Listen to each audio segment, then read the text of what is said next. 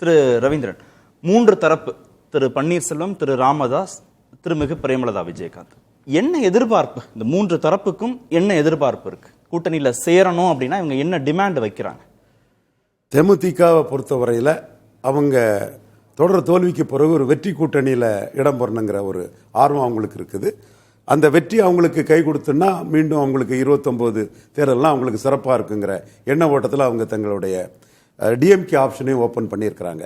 சரி, இப்போ அர்த்தமெட்டிக்கலி speaking DMK 47 விழுக்காடு வாக்குகள் மு.க. ஸ்டாலினை முன்னிறுத்தி, ராகுல் காந்தியை 19 முன்னிறுத்தின மாதிரி இல்லாமல் 24 மு.க. ஸ்டாலினை முன்னிறுத்தி தமிழ்நாட்டை காப்பாற்றிட்டோம், இந்தியாவை காப்பாற்ற போகிறோன்னு 47 விழுக்காடு வாக்கு எடுத்திருக்காங்க.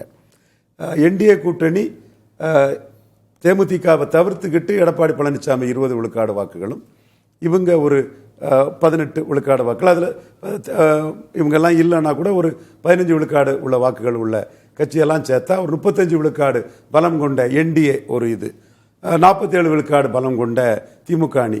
இதில் தேமுதிக சேர்ந்தா ஒரு 50 விழுக்காடு வரும். ரெண்டு அணிக்கு இடையில் உள்ள வித்தியாசம் 15 விழுக்காடு இருக்கும். அதுக்கு மேலே pro incumbency, anti incumbency, chemistry பலதும் இருந்தாலும் கூட கம்ஃபர்டபுளாக ஒரு பெரிய அணியில் இருக்கிறதுக்கான ஒரு வாய்ப்புகள் அவங்களுக்கு கிடைக்குது. தேமுதிக திமுகவுக்கு போனால் குறைந்த அளவிலான தொகுதிகள் வித் ராஜ்யசபா அப்படின்னு அகாமடேட் ஆக முடியுமா?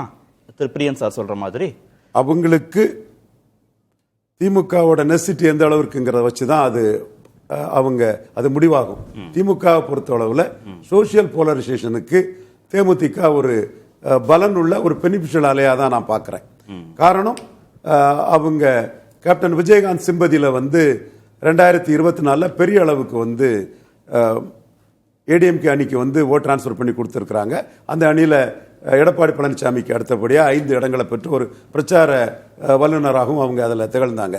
ஸோ அந்த வாக்குகள் பல இடங்களில் டெபாசிட் கிடைக்கிறதுக்கு அதிமுகவுக்கு உதவி பண்ணிச்சு. இன்னைக்குள்ள சூழ்நிலையில் ஈரோடு கிழக்கு, விக்கிரவாண்டி இந்த எலெக்ஷன் நடந்த ஓட்டிங் பேட்டர்னை திமுக ஆய்வு பண்ணி பார்த்தா அவங்களுக்கு தேமுதிக இருந்தாங்கன்னா இந்த வடபுலத்திலும் மேற்கு புலத்திலும் மற்ற எதிரணி 2வது அணிக்கும் அவங்களுக்கு இடையில் உள்ள வித்தியாசம் பெரிய அளவில் கொண்டு போறதுக்கான ஒரு வாய்ப்பு இருக்கு. இன் ஷார்ட் பெரிய அளவுக்கு ஃபைட்டே இல்லாத அளவுக்கு திமுக கேக் வாக்குங்கிற ஒரு சூழ்நிலையை தேமுதிக கூட்டணி அங்க வந்தா அவங்களுக்கு கிடைக்க வாய்ப்பு இருக்கு. சோ தேமுதிக திமுகங்கிறது ஒரு win-win situation. Yes win-win situation ரெண்டும் கொடுக்கும். இந்த கம்ஃபோர்ட் ஏடிஎம்கேவோடவோ தாவேகாவோட போகும்போதோ தேமுதிகவுக்கு இருக்க போறதில்ல. பட் தேமுதிக இங்க அதிமுக பாஜக அணி என்டிஏக்குள்ள போனா பல இடங்கள்ல ஃபைட்டை டைட் பண்ண முடியும் அதிமுக அணி.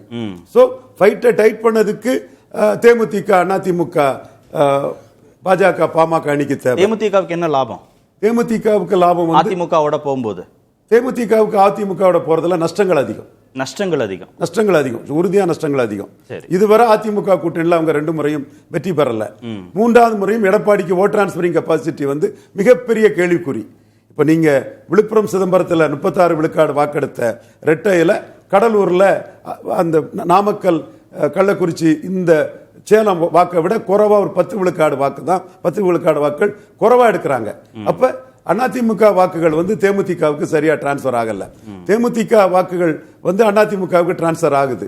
சோ அந்த வின்னபிலிட்டிங்கிறது 19, 24 2 எலெக்ஷன்லயுமே அதிமுக கூட தேமுதிகவுக்கு சரியா வரல. மேலும் 2021 அதிமுகவோட நடவடிக்கையால அந்த கூட்டணியில் இடம் பெற முடியாத ஒரு சூழ்நிலையும் இருக்குது. சோ இதெல்லாம் வேவ் பண்ணி பார்த்து ஆஃபரை பார்த்து அக்செப்ட் பண்ணுவாங்க. திரு பன்னீர்செல்வத்திற்கு வந்துருங்க. பன்னீர்செல்வத்தை பொறுத்த அளவில் அவர் மனோஜ் பாண்டியன் அவங்க அதிமுக வெற்றி பெற்ற தொகுதி, அது திமுக தோல்வி அடைஞ்ச தொகுதி. நமக்கு ஆலங்குளம் அம்பாசமுத்திரம் தந்துருவாங்கிற ஒரு அசூரன்ஸோட அவர் உள்ள போயிருக்கிறாரு. அவர் இண்டிவிஜுவலாட்டே எனக்கு அங்க செல்வாக்கு இருக்குன்னு போயிருக்கிறாரு. அவரையும் தாண்டி இவர் வைத்தியலிங்கம் என்டையர் டெல்டாவிலே அவருக்கு ஒரு செல்வாக்கு உண்டு, ஒரு பேக்கிங் உண்டு. ஒருத்தநாட்டிலே அவர் செல்வாக்கானவர் மட்டுமல்ல, என்டையர் டெல்டாவுக்குள்ளே ஒரு பெரிய ஆர்கனைசிங் கெப்பாசிட்டி உள்ளவர். அவரும் திமுக அணிக்குள்ள நமக்கு ஒரத்தநாடு சீட்டு உறுதிங்கிற லெவலில் அவர் உள்ள போயிருக்கிறாரு. இப்போ பன்னீர்செல்வத்துக்கு கூட இருக்கிறது ஓபிஎஸும் உசிலம்பட்டி எம்எல்ஏ தான். பட் பன்னீர்செல்வத்துக்கு ஒரு ஸ்டேச்சர் இருக்குது. அவர் முன்னாள் முதல்வர், ஒரு கட்டத்தில் அவருக்குள்ள மக்கள் அபிமானமே பெருசாக இருந்தது.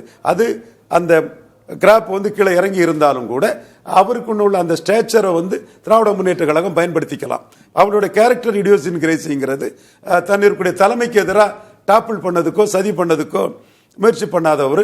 ஜெயலலிதாவாலே பரதன் பாராட்டப்பட்டவர். அவருடைய கெப்பாசிட்டி, அவருடைய இமேஜ், அவருடைய இதுவரை உள்ள அரசியல் நடவடிக்கைகள்ல அவருக்கு யாரையும் கவுக்க முயற்சி பண்ண மாட்டார்.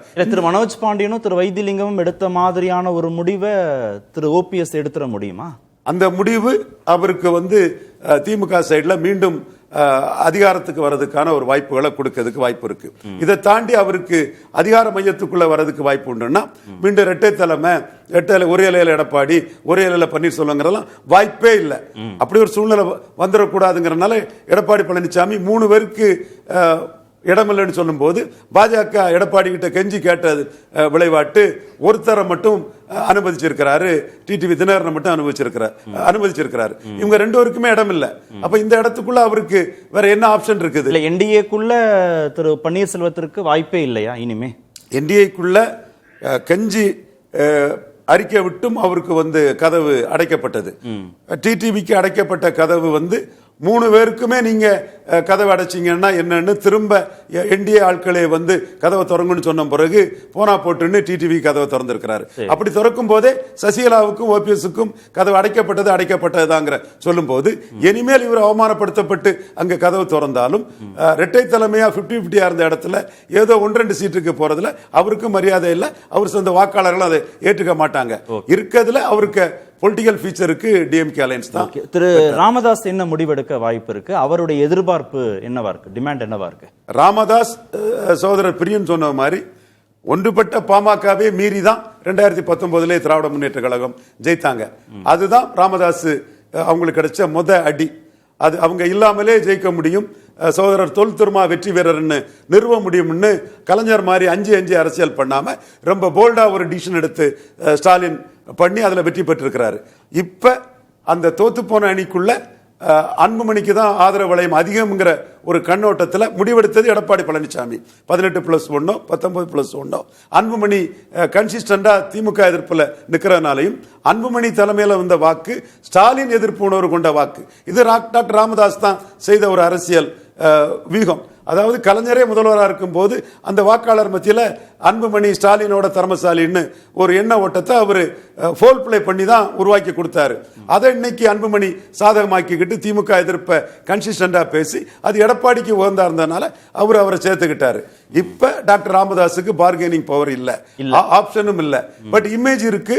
ஒரு வன்னியர் சமூக மத்தியில் இந்த ஜாதிக்கு இந்தியாவிலே இந்த ஒரு ஜாதிக்கு ராமதாஸ் செய்த அளவுக்கு உள்ள நன்மை, குறிப்பா வன்னியர் சமூகத்துக்கு 30 ஆண்டுகள்ல அந்த சமூகத்தின் வளர்ச்சிக்கும் எழுச்சிக்கும் டாக்டர் ராமதாஸ் செய்த நன்மை அபரிதம்ங்கிற அந்த குட்வில் இருக்குது. இது எப்படி ஓட்டாகும்ங்கிறதுல பெரிய சிக்கல்கள் இருக்கு. இதுல திராவிட முன்னேற்ற கழகத்துக்கு திருமாவளவன் ஒரு வெற்றி வீரருங்கிற அந்த இதை ராமதாஸ் தேவைப்பட மாட்டார். உடைச்சுக்கிட்டு ராமதாஸை எடுக்க முடியாது.